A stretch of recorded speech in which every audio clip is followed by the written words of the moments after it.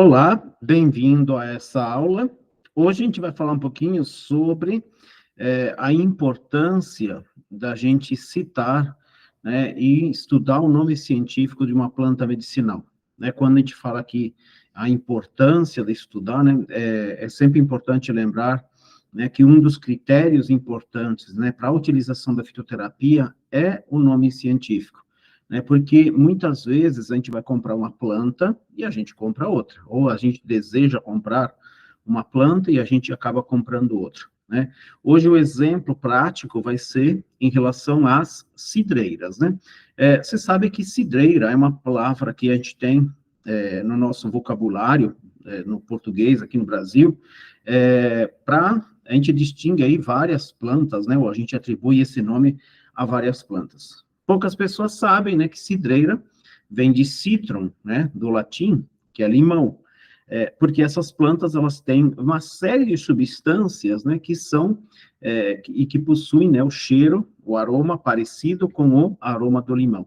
Então, aqui a gente tem uma série de plantas, eu conheço 6, né, eu sei que tem algumas outras plantas que também têm cheiro de limão, inclusive, aliás, né, a gente podia citar, inclusive, as citronelas, né, nós temos 2 espécies de citronela, né? A gente tem a Cymbopogon winteriana, né? E a gente tem a Cymbopogon nardus, né? São 2 espécies, né, de citronela, que a gente pode chamar aqui citron, é limão, ela é pequeno, né? Então, a gente teria um limão pequeno, né? Então, a gente tem uma referência aí também à parte do aroma de limão. Bom, vou subir a apresentação e a gente vai, para a gente poder visualizar melhor, né, as informações sobre a planta, e ao mesmo tempo vocês visualizarem as plantas. Eu gosto muito de fotografar todas as plantas, né, são fotos próprias minhas, né, e aí você vai conseguir visualizar a explicação com mais facilidade. Então, quantas cidreiras você conhece, né? Eu conheço meia dúzia, 6, né? Cidreira vem de citro, então quer dizer limão, e são plantas que têm um aroma de limão, um aroma cítrico, né? Aliás, a palavra cítrico, citrum, limão, ico, parecido com, né? Então, a gente tem aí plantas que são todas parecidas com o cheiro de limão. Bom, os nomes científicos, então a gente tem a Melissa officinalis, Lipia alba, Cymbopogon citratus, Cymbopogon flexuosus, Aloysia trifila e Eleonoros nuticus. Vamos falar um pouquinho cada uma delas antes da gente visualizar, né? Melissa vem de mel, né? Melis, melita, né? Então a gente tem uma palavra que faz uma referência ao mel, né? Porque a Melissa officinalis, ela produz uma flor que tem bastante néctar, colhe-se bastante mel. Embora é uma planta europeia, né? Aqui no Brasil, eu vi florida 2 vezes somente, né? E officinalis é algo que saiu da oficina, né? Antigamente, a relação, né, que se tinha com os medicamentos eram produzidos na oficina, né? E hoje em dia a gente tem também um termo que significa que essa planta já constou de alguma farmacopeia. Gilson, o que é uma farmacopeia, né? Eu gosto de brincar que é o livro de receita da vovó do farmacêutico, né? A farmacopeia, a gente tem aqui no Brasil a 6ª farmacopeia, os medicamentos oficiais constam, né, desta farmacopeia. Lipia alba, a gente está falando, a Melissa officinalis, desculpa, é uma erva, né, que ela atinge aí por volta de 30, 40, no máximo 60 centímetros, né, quando o solo for muito fértil, uma erva, né, de pequeno porte. A Lipia alba já é uma planta arbustiva, né, então a gente tem um arbusto que chega a 2, 3 metros, né, dos galhos dela, é uma trepadeira. Lipia é uma referência a Augusto Lippi, né, que foi um botânico que descobriu muitas espécies, né, dessas plantas na beira do rio Nilo, onde ele foi assassinado. E aí ele foi homenageado, né? E alba, a gente tem 2 explicações, né? Fala que alba tem uma referência em relação aos galhos velhos, que são esbranquiçados, né?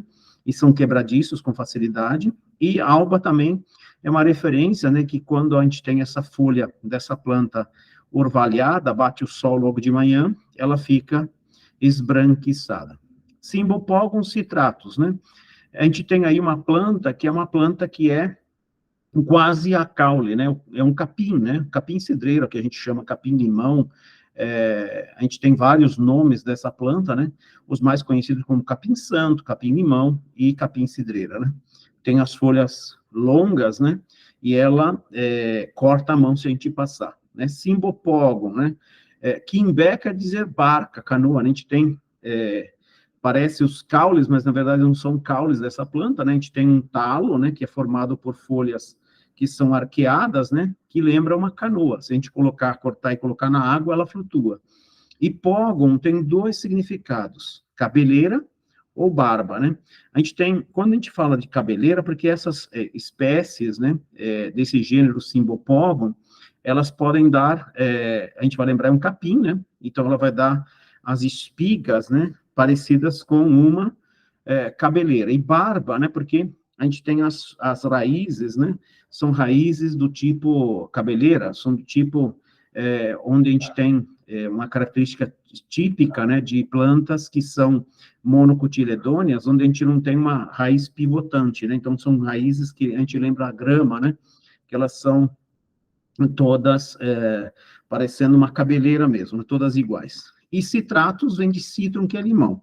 Então, por isso que a gente chama de capim-limão, né, ou capim-cidreira. Cidreira, lembra que também quer dizer limão. Capim-santo, né, porque a gente tem uma relação muito sagrada com essa planta, né? Eu gosto muito do capim-cidreira por conta disso, né, porque antigamente os avós, as mães faziam chá quando a gente não estava bem.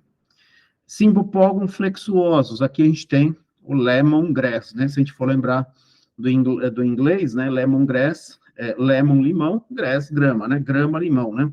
O capim-limão, né? Só que a gente vai lembrar que muitas pessoas acham, né, que o lemongrass, ele é a mesma espécie, né? É a mesma planta, né? O capim-cidreira. Não é, é uma outra espécie. E flexuosos quer dizer que as folhas são grandes e elas ficam arqueadas, né?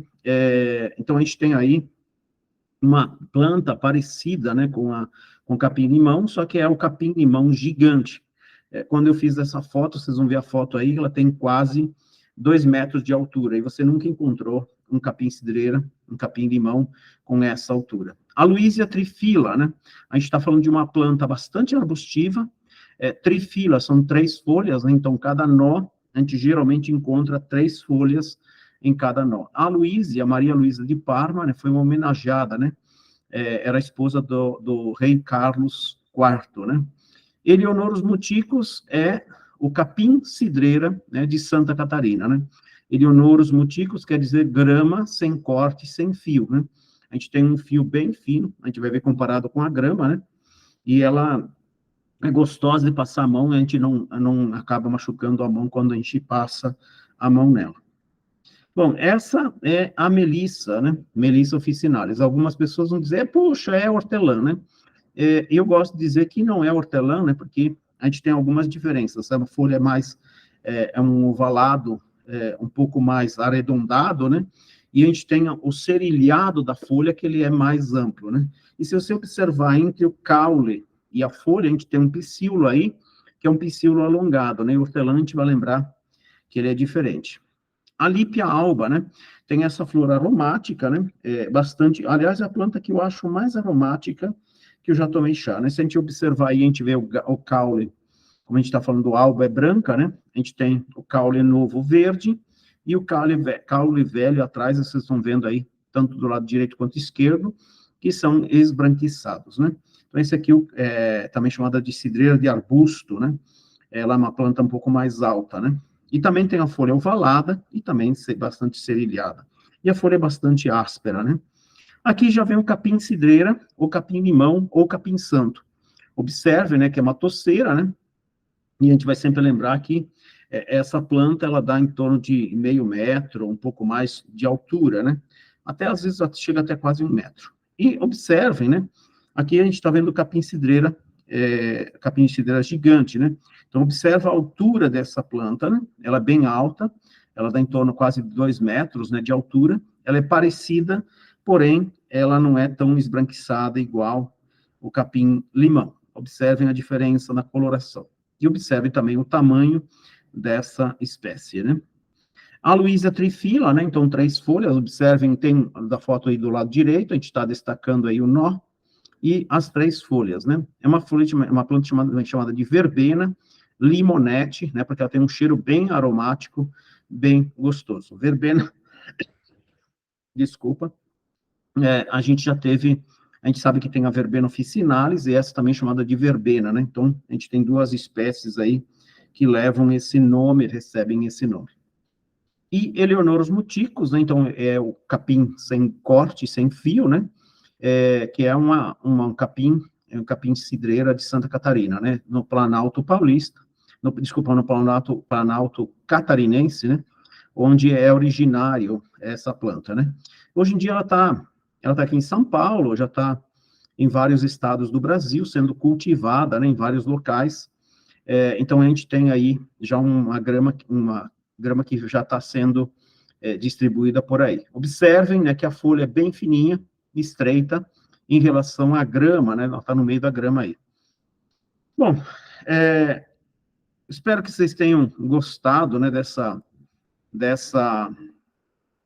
aula, né, e que você possa entender a importância. Vou voltar no assunto de novo, mostrando aí uma série de plantas para a gente brincar um pouco com essa história do nome científico, aí vocês vão conhecendo.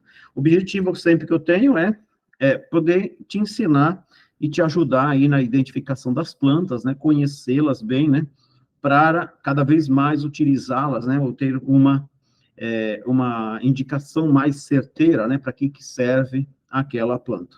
Bom, espero que vocês tenham gostado aí da aula, e a gente se vê numa próxima. Gostaria de falar também sobre meu canal no YouTube, né, Gilson Giombelli Terapias Naturais. Lá você encontra, hoje eu tenho mais de 500 vídeos, né, no canal, e eu tenho muitos assuntos lá, se você quiser brincar e conhecer um pouco das terapias. Valeu, um abraço.